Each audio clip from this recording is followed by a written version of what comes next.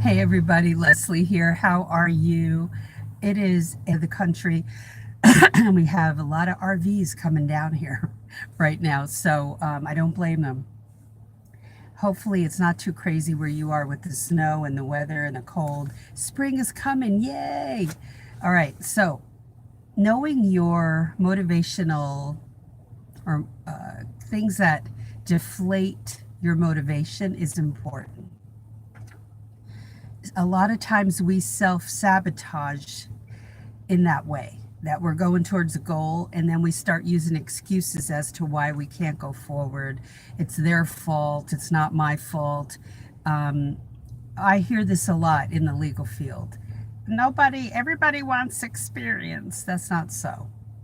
I can't afford school. Good, because you won't be in debt and you don't need school. How about them apples? That's what my father would say. How about them apples? That is the truth. You don't need school. And people would say, Leslie, that is not so. California requires that you be certified. Baloney. That people say that, and paralegals will say that and don't even know the regulations, which is to me a crime if you're in the legal field and you don't read the regulations. Yeah. So every state has regulations. If you start thinking that you can't achieve something and it's based on what? Air? It has to be based on something. So stop deflating any kind of motivation, and you have to be honest with yourself as to why you're not going forward, why you're not going into the plan and purpose that God has planned out for you, that laid out for you, that will bless your socks off, yet you're holding back. You have to get real with yourself as to why you're not moving forward. You're the only one who will be really real with you. Everybody else can be yes people around you, yesing you to death, or the naysayers. The reality has to be between me, myself, and I, and him, as to what is wrong. Why won't I step out? What is scaring me so? There are a lot of things that come into play, and negative self-talk is only one of them. The other one is the people, family and friends surrounding us, and us sharing the dream to sound important before we're actually walking down the path, because we so desperately need to sound important. We start bragging about it before we've achieved it, and then people hold us accountable because they know we're full of hot air. So if we are the types that have said, I'm going to do blah, blah, blah, and we don't go forward, who's believing us? It's like the boy who cried wolf. After saying things numerous times and not doing them, nobody believes us. So it's time. Yes, that's tough love. But I'm a huge procrastinator.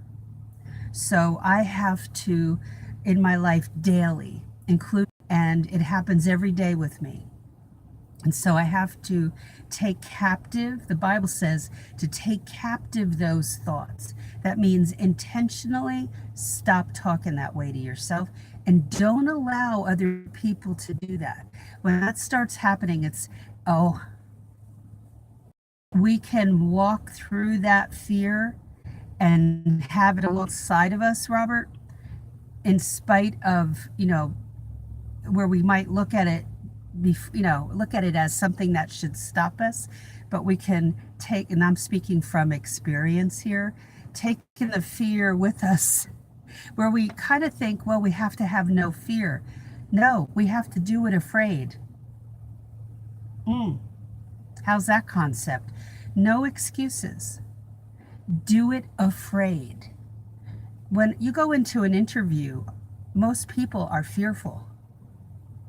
You ask most actresses and actors before they go on stage, which is what an interview feels like. To me, it does.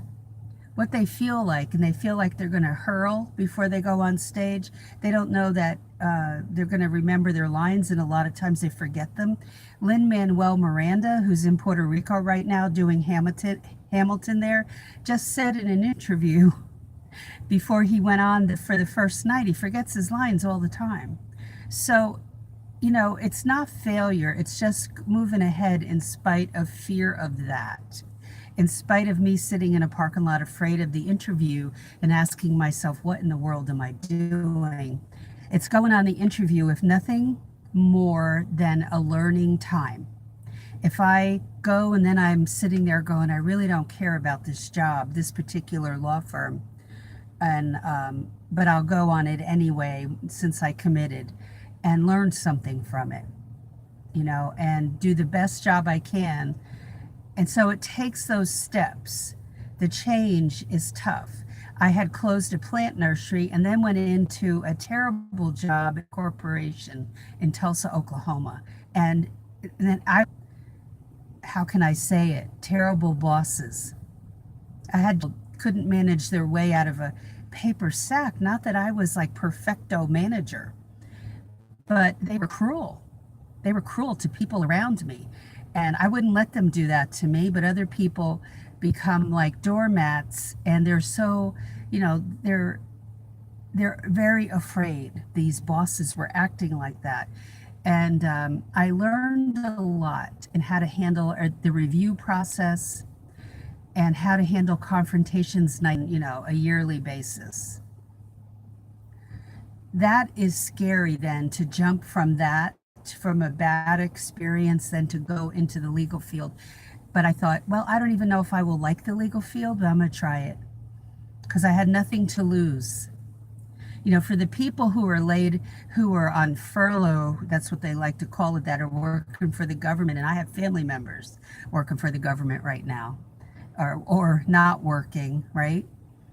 That the people that I have working for the government are scientists, 2 scientists.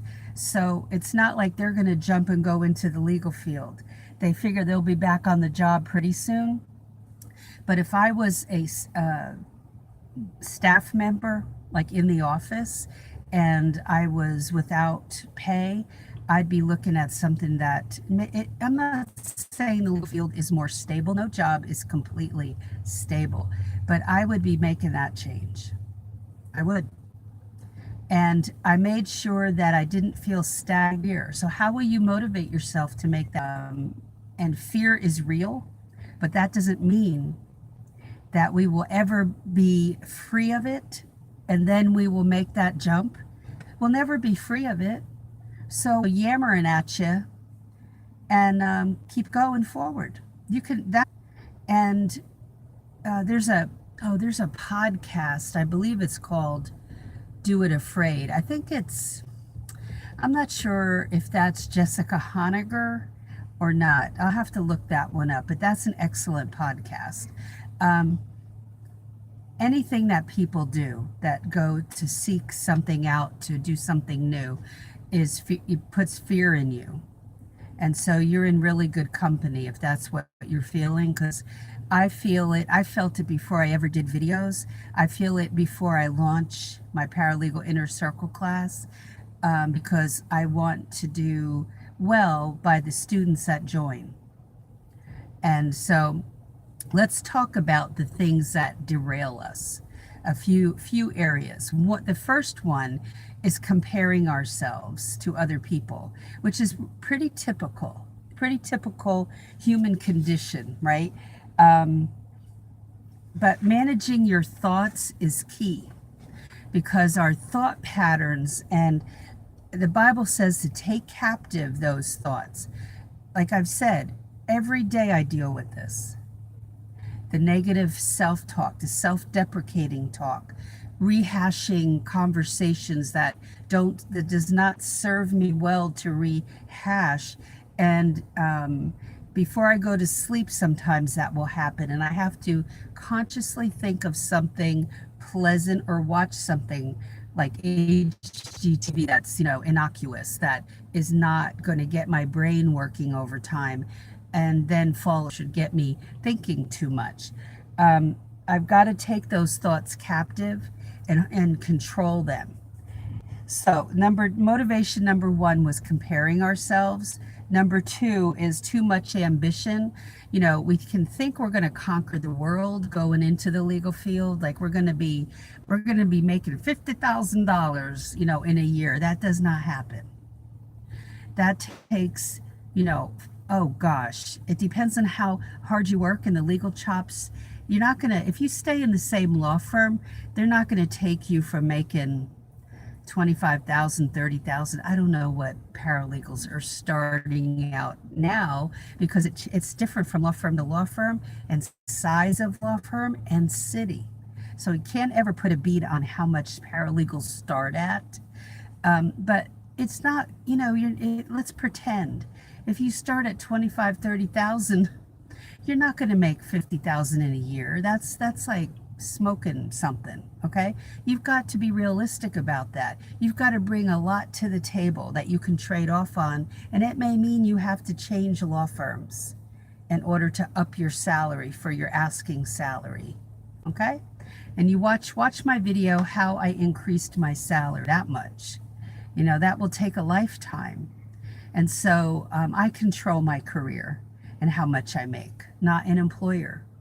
And so if they don't appreciate what I bring to the table, and I better be sure I'm bringing something to the table after I've been in the field for, say, 3 to 5 years, that I've worked trials or whatever it is I've done. That's why I say line out what you've done. Then you can start to ask for more money. But after a year, you're still a baby paralegal.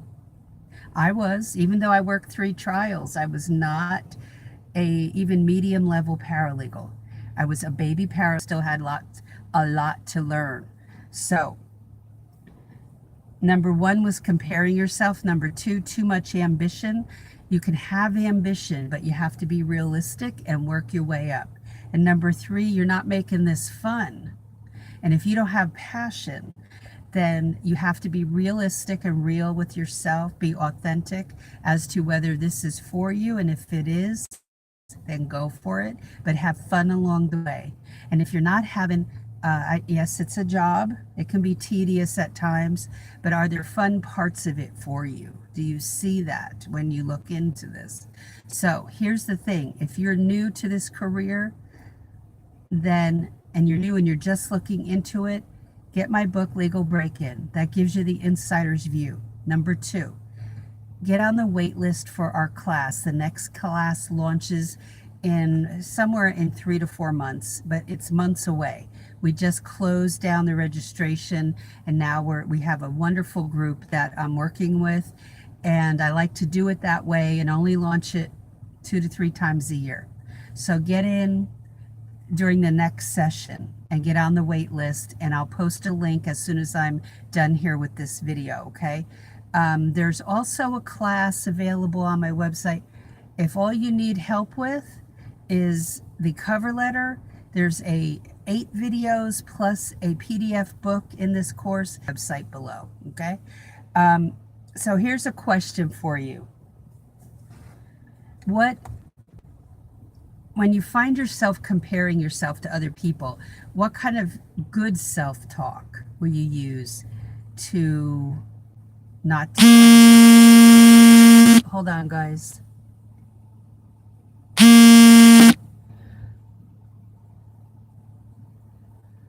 Okay. Yeah.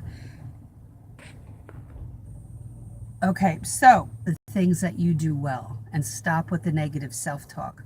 And when the fear sets in, you have to fight against it and not lay down. And again, you may have to do it afraid. Okay? There are lifestyle changes that maybe you have to make. Maybe you need to, in order to get out of your own headspace, that you need to go out and walk, you need to exercise, you need to, okay, and start getting clarity. It's a little hard to do, but if you are a member of a gym and you can get out and walk around, or you can be inside of a mall and go walking around where the temperature's okay inside the mall, anything to get out of your own headspace, style changes. you know, and commit to going forward even though you're fearful. Do it afraid. Most people do it afraid. They come, they're still fearful. So letting fear stop you is a game that goes on in your own head. But there's no, you know, that's something that you can change. And so how will you make going forward fun instead of looking at it as a drag? And if it's that much of a drag, then is that the path for you? If it's fun and it's a challenge and you're like, okay, I'm doing this anyway, and yet you hit a boulder or a barrier, I call it, we can complain about it and whine about it. And if we are raised in a family that listens to that, then they just perpetuate that in you. And, you know, really, you should just go do something instead of whining and complaining. She would just listen to me. But my mother, on the other hand, which is a better move, would say, so what are you going to do about it? And she would be very New Jersey blunt with me, which is more helpful in the long run than just saying, oh, I know, oh, I know. And that's just babying. And so there comes time when we have to step up and do it afraid. All right, so that's it for today. Thanks for being here, everybody. And let me know what you thought and make comments and ask questions in the space below, in the comments below. And I hope I'll see you in the next launch. And don't forget, check out the website. And if this is your first time looking at this career, then it's time to get an insider's view by looking at the book Legal Break-In, and then taking the next step in the mega class that we have called Paralegal Inner Circle class. And you can find out all you want on the website. So have a great day, and I'll talk to you in tomorrow's video.